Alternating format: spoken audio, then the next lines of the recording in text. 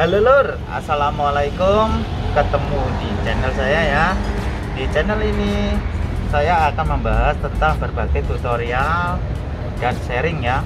Di video pertama saya kali ini, saya akan memberi tutorial atau cara bagaimana sih pasporan secara mandiri. Seperti yang kita ketahui di Taiwan itu ada dua cara ya untuk kita melakukan sebuah pasporan, yaitu bisa diselesaikan secara mandiri atau berangkat sendiri ya. Yang kedua bisa lewat agen. Tetapi di sini saya akan menjelaskan bagaimanakah caranya mengurus paspor secara mandiri ya. Oke Lur, step yang pertama kalian harus download dulu KDI Mobile ya.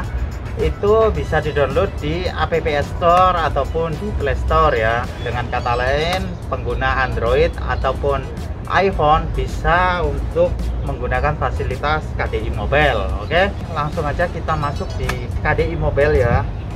Di situ tampilannya tertera pertama kali adalah tentang persyaratan. Nah, kita siapkan dulu persyaratannya sebelum kita ke kantor KDI ya, jalur ya.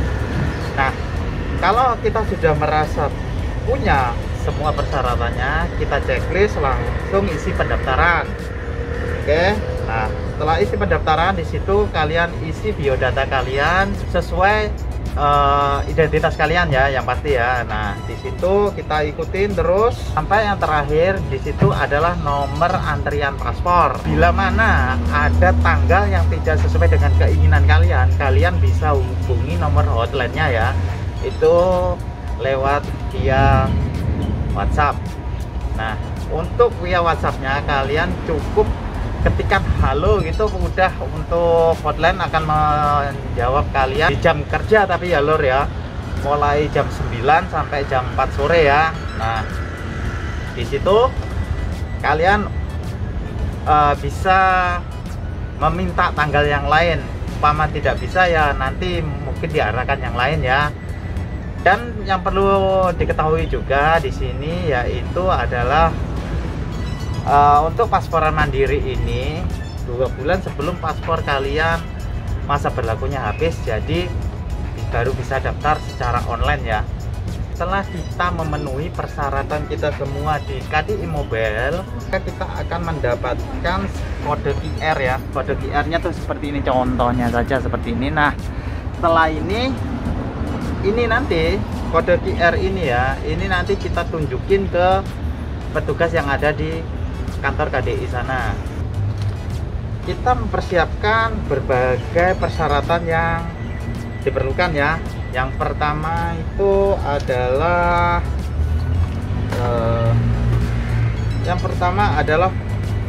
fotokopi paspor. Nah, yang kedua adalah fotokopi ERC atau kartu tanda pengenal kita di sini ya, ibaratnya nih KTP. Yang perlu jadi catatan ya Lur ya, di sini itu fotokopinya dalam bentuk A4 ya. Nah, karena kemarin teman saya itu ada yang pasporan hanya fotokopi biasa, itu sama KDI-nya katanya nggak boleh. Untungnya dia langsung ke Seven sebelahnya kantor KDI itu langsung fotokopi karena waktunya masih tersisa ya. Akhirnya dia balik lagi dan dia diperbolehkan untuk pasporan di hari itu. Makanya kita sebelum ke sana, karena ini semuanya sekarang KDI itu sudah di online kan ya, jadi semuanya dipersiapkan dulu sebelum kita datang ke sana. Karena kalau umpama kita janjiannya itu jam 10 ya jam 10, selebihnya itu mereka udah nggak mau ngelayani loh ya.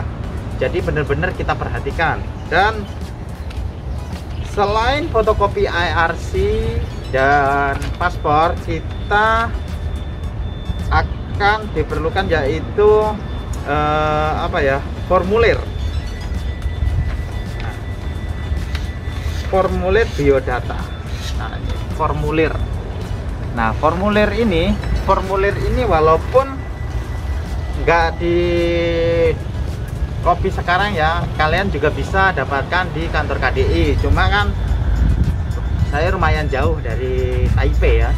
Jadi saya di sini download sendiri di web resminya KDI ya. Ingin download untuk formulir permohonan pasporan ini, kalian bisa download masuk di websitenya resmi untuk KDI ya. Nah di situ kalian udah bisa masuk lampiran, udah langsung terdownload dan kalian tinggal print di Seven. Nah selain fotokopi paspor dan ERC ini juga diperlukan yaitu ERC asli sama paspor yang akan kita perpanjang ya, yang asli semuanya ya. Nah setelah itu baru ada satu lagi persyaratan, yaitu pembayarannya. Pembayaran untuk pasporan mandiri ini hanya bisa dilakukan di Bank Changhua. Oke, kita langsung aja ke Bank Changhua sebelum hujan, karena ini dari pagi tadi udah gerimis terus. Sebelum hujan tambah gede, kita langsung aja ke Bank Changhua. Oke lor, kita sekarang sudah sampai Bank Changhua ya. Di belakang saya itu adalah Bank Changhua. Oke, kita langsung ke sana untuk melakukan sebuah pembayaran pasporan secara mandiri ya. Karena pasporan mandiri hanya bisa dibayar lewat Bank Changhua. Oke, kita langsung ke sana. Oke lor, ini adalah Bank Changhua ya. Kita langsung masuk untuk ambil nomor antrian dan ngisi formulir pembayaran ya.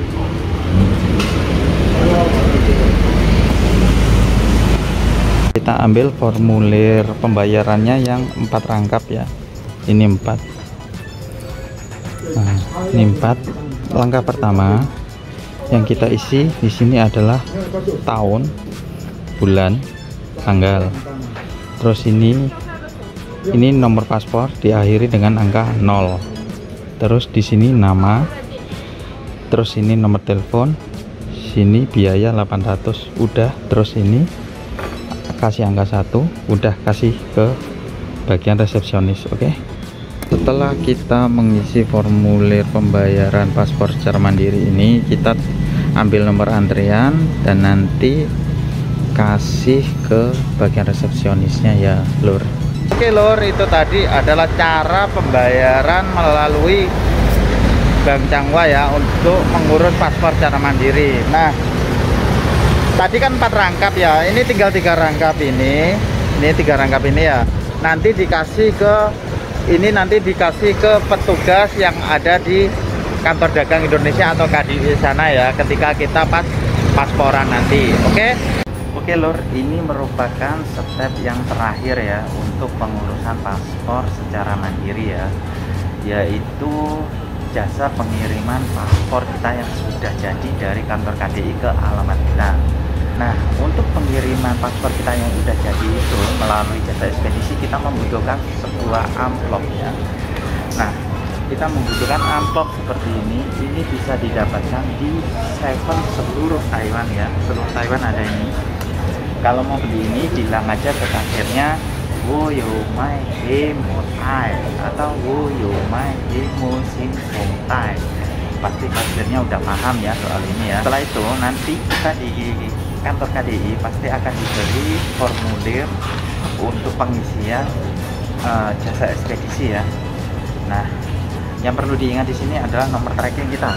Nah, ini nomor trackingnya yang ini nanti yang dimasukin di formulir ekspedisi ya. Nah, dan yang paling atas ini adalah alamat kita. Nah, untuk alamat kan ini pasti alamat kita Cina ya. Alamat kita di sini kan pasti tulisannya Cina. Kita kan pasti kebanyakan nggak bisa tulis Cina di sini. Kita nanti minta tolong aja ke satpam yang ada di kantor KDI atau orang Taiwan yang ada di kantor KDI untuk menuliskan alamat kita ya. Nah, ini berhubung semuanya persyaratan sudah saya penuhi atau saya lengkapi, kita besok sudah bisa melakukan pasporan secara mandiri ya. Kita bisa berangkat langsung ke kantor KDI ya. Oke, sampai ketemu di kantor KDI. Oke lur, sekarang saya sudah sampai MRT Sihu ya. Kita mau ke kantor KDI untuk pasporan mandirinya, turunnya di MRT Sihu ya. Dan di exit 2 ya, jangan sampai salah ya. Kalau exit 1 bisa, cuma nanti kalian muter. Oke, dari exit 2 ini kita ambil arahnya yang ke sini.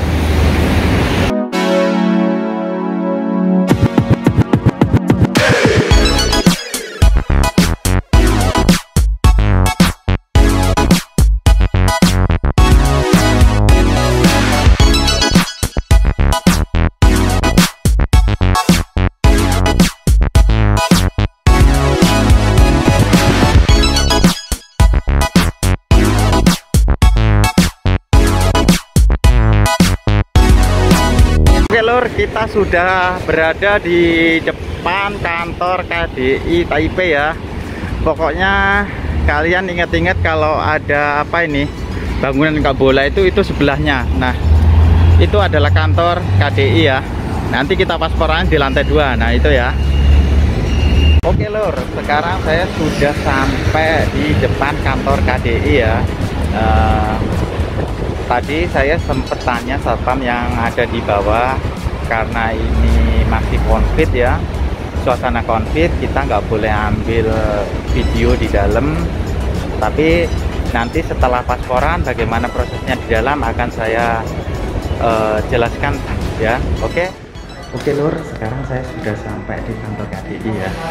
Cuma kita nggak boleh berisik, karena ini masih COVID juga kita nggak boleh ambil video di sini. Oke, nanti akan saya jelaskan bagaimana prosesnya untuk pasporan mandiri ya. Oke lur, hari ini kita sudah selesai ya untuk pasporan secara mandiri ya lur ya. Dan saya minta maaf karena tadi di dalam nggak bisa ambil video, karena memang nggak boleh ya. Apalagi ini masih suasananya suasana pandemi, jadi malah nggak boleh.